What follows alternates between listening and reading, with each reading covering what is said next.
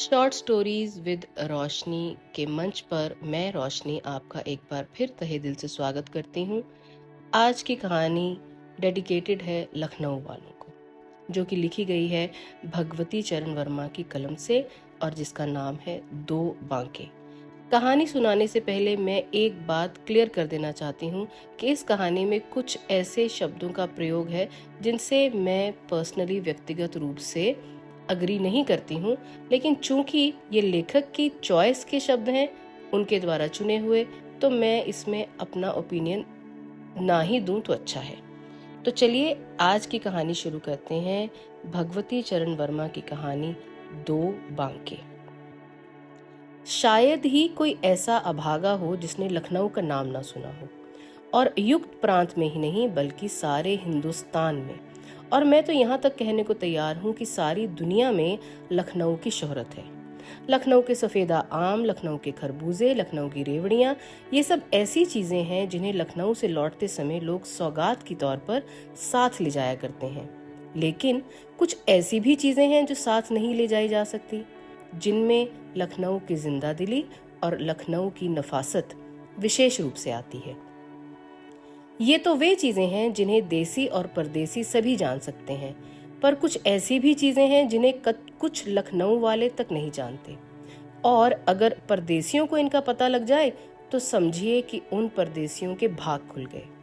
इन्हीं विशेष चीजों में आते हैं लखनऊ के बांके। जी हाँ, बांके शब्द हिंदी का है या उर्दू का, यह विवादग्रस्त विषय हो सकता है, और हिंदी वालों का कहना है, इन हिंदी वालों में मैं भी हूँ, कि ये शब्द संस्कृत के बंकिम शब्द से निकला है। पर ये मानना पड़ेगा कि जहाँ बंकिम शब्द में कुछ गंभीरता है, कभी कभी कुछ तीखापन झलकने लगता है, वहाँ बांके शब्द में एक अजीब बांकापन है। अगर जवान बांका तिरछा ना हुआ तो आप निश्चय समझ लें कि उसकी जवानी की कोई सार्थकता नहीं। अगर चितवन बांकी नहीं तो आंख का फोड़ लेना अच्छा है। बांकी अदा और बांकी झांकी के बिना जिंदगी सूनी हो जाए।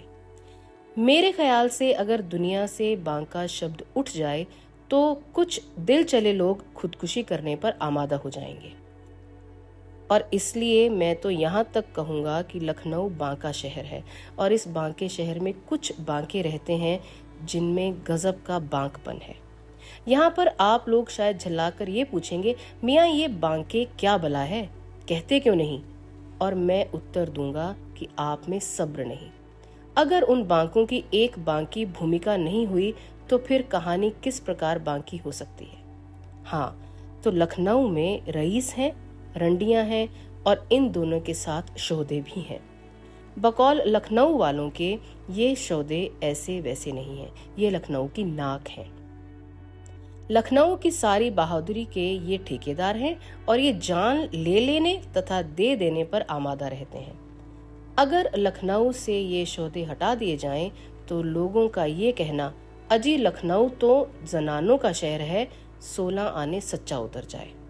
जनाब, इन्हीं शोधों के सरगनों को लखनऊ वाले बांके कहते हैं। शाम के वक्त तहमत पहने हुए और कसरती बदन पर जालीदार बनियान पहनकर उसके ऊपर बूटेदार चिकन का कुर्ता डाटे हुए जब ये निकलते हैं, तब लोग बाग बड़ी हसरत की निगाहों से इन्हें देखते हैं। उस वक्त इनके पट्टेदार बालों में करीब आध पाव चमेली का तेल पड़ा रहता है, कान में इत्र की अनगिनती फुरहरियां खुसी रहती हैं, और एक बेले का गजरा गले में तथा एक हाथ की कलाई पर रहता है। फिर ये अकेले भी नहीं निकलते, इनके साथ शागिर्द शोधों का जुलूस रहता है, एक से एक बढ़कर बोलियां बोलते हुए, फब्तियां कसते हुए और शोखियां हाँकते हुए। उन्हें देखने के लिए एक हुजूम उमड़ पड़ता है। तो उस दिन मुझे अमीनाबाद से नखास जाना था। पास में पैसे कम थे, इसलिए जब एक नवाब साहब ने आवाज दी नखास, तो मैं उचक कर उनके इक्के पर बैठ गया। यहाँ ये बतला देना ठीक होगा कि लखनऊ के इक्के वालों में 3/4 शाही खानदान के हैं, और यही उनकी बदकिस्मती है तथा सरकार की ज्यादती है कि उनका वसीका बंद या कम कर दिया गया और इन्हें इक्का हाँकना पड़ रहा है। इक्का नखास की तरफ चला और मैंने मियाँ इक्के वाले से कहा, कहिए नवाब साहब, खाने पीने भर की तो पैदा कर लेते हैं। इस सवाल का पूछा जाना था कि नवाब साहब के उधारों के बांध टूट पड़े। बड़े करुण स्वर में बोले, क्या बतलाऊं हुजूर, अपनी क्या हालत है, कह नहीं सकता। खुदा जो कुछ दिखलाएगा देखूंगा। एक दिन था जब हम लोगों के बुजुर्ग हुकूमत करते थे, ऐशो आराम की जिंदगी बसर करते थे, लेकिन आज भूखों मरने की नौबत आ गई है। ओ हुजूर, अब पेशे में कुछ रह नहीं गया है। पहले तो तांगा चला, जी को समझाया बुझाया, मियाँ अपनी अपनी किस्मत। मैं भी तांगा ले लूंगा, ये तो वक्त की बात है, मुझे भी फायदा होगा। लेकिन क्या बतलाऊं हुजूर, हालात दिनों दिन बिगड़ते जा रहे हैं। अब देखिए, मोटरों पर मोटरें चल रही हैं। भला बतलाइए हुजूर, जो सुख इक्के की सवारी में है वे भला तांगे या मोटर में मिलने का? तांगे में पलथी मारकर बैठ नहीं सकते, जाते उत्तर की तरफ है, मुंह दक्षिण की तरफ रहता है। अजी साहब, हिंदुओं में मुर्दा उल्टे सिर ले जाया जाता है, लेकिन तांगे में लोग जिंदा ही उल्टे सिर चलते हैं। और जरा गौर कीजिए, ये मोटरें शैतान की तरह चलती हैं, जहां जाती हैं वहां बला की धूल उड़ाती हैं कि इंसान अंधा हो जाए। मैं तो कहता हूं कि बिना जानवर के आप चलने वाली सवारी से दूर ही रहना चाहिए, उसमें शैतान का फेर है। इक्के वाले नवाब और ना जाने क्या क्या कहते अगर वो या अली के नारे से चौंक ना उठते। सामने क्या देखते हैं कि एक आलम उमड़ा पड़ रहा है। इक्का रकाबगंज के पुल के पास पहुंचकर रुक गया। एक अजीब समा था। रकाबगंज के पुल के दोनों तरफ करीब 15,000 की भीड़ थी, लेकिन पुल पर एक आदमी नहीं। पुल के किनारे करीब 25 शोधे लाठी लिए खड़े थे और दूसरे ओर भी उतने ही। लेकिन एक खास बात यह थी कि सड़क के बीचों बीच पुल के एक सिरे पर एक चारपाई रखी थी और दूसरी ओर दूसरी। बीच बीच में रुक रुक कर दोनों ओर से या अली के नारे लगते थे। मैंने इक्के वाले से पूछा, क्यों मियाँ, क्या मामला है? इक्के वाले ने एक तमाशबीन से पूछकर कहा, हुजूर, आज 2 बांकों में लड़ाई होने वाली है, उसी लड़ाई को देखने के लिए ये भीड़ इकट्ठा है। मैंने फिर पूछा, ये क्यों? इक्के वाले ने जवाब दिया, हुजूर, पुल के इस पार के शोधों का सरगना एक बांका है और उस पार के शोधों का सरगना दूसरा बांका। कल इस पार के एक शोधे से पुल के उस पार के दूसरे शोधे का कुछ झगड़ा हो गया और इस झगड़े में कुछ मारपीट हो गई। लेकिन बाद में दोनों बांकों में इस फसाद पर कहा सुनी हुई और उस कहा सुनी में ही मैदान बंद गया। चुप होकर मैं उधर देखने लगा। एकाएक मैंने पूछा, लेकिन ये चारपाइयां क्यों आई हैं? अरे हुजूर, इन बांकों की लड़ाई कोई ऐसी वैसी थोड़ी ही होगी, इसमें खून बहेगा और लड़ाई जब तक खत्म न होगी जब तक एक बांका खत्म न हो जाए। आज तो एक आध लाश गिरेगी। ये चारपाइयां उन बांकों की लाशें उठाने के लिए आई हैं। दोनों बांके अपने बीवी बच्चों से रुखसत लेकर और करबला के लिए तैयार होकर आवेंगे। इसी समय दोनों ओर से या अली की एक बहुत बुलंद आवाज उठी। मैंने देखा कि पुल के दोनों तरफ हाथों में लाठी लिए हुए दोनों बांके आ गए। तमाशबीनों में एक सख्ता सा छा गया। सब लोग चुप हो गए। पुल के इस पार वाले बांके ने सड़क के दूसरे पार वाले बांके से कहा, उस्ताद। और दूसरे पार वाले बांके ने कड़क कर उत्तर दिया, उस्ताद। पुल के इस पार वाले बांके ने कहा, उस्ताद, आज खून जाएगा, खून। पुल के उस पार वाले बांके ने कहा, उस्ताद, आज लाशें गिरेंगी, लाशें। पुल के इस पार वाले बांके ने कहा, उस्ताद, आज कहर हो जाएगा, कहर। पुल के उस पार वाले बांके ने कहा, उस्ताद, आज कयामत बर्पा हो जाएगी, कयामत। चारों ओर एक गहरा सन्नाटा फैल गया। लोगों के दिल धड़क रहे थे, भीड़ बढ़ती ही जा रही थी। पुल के इस पार वाले बांके ने लाठी का एक हाथ घुमाकर एक कदम बढ़ते हुए कहा, तो फिर उस्ताद, होशियार। पुल के उस पार वाले बांके के शागिर्दों ने गगन भेदी स्वर में नारा लगाया, या अली। पुल के उस पार वाले बांके ने भी लाठी का एक हाथ घुमाकर एक कदम बढ़ाते हुए कहा, तो फिर उस्ताद, संभलना। पुल के उस पार वाले बांके के शागिर्दों ने गगन भेदी स्वर में नारा लगाया, या अली।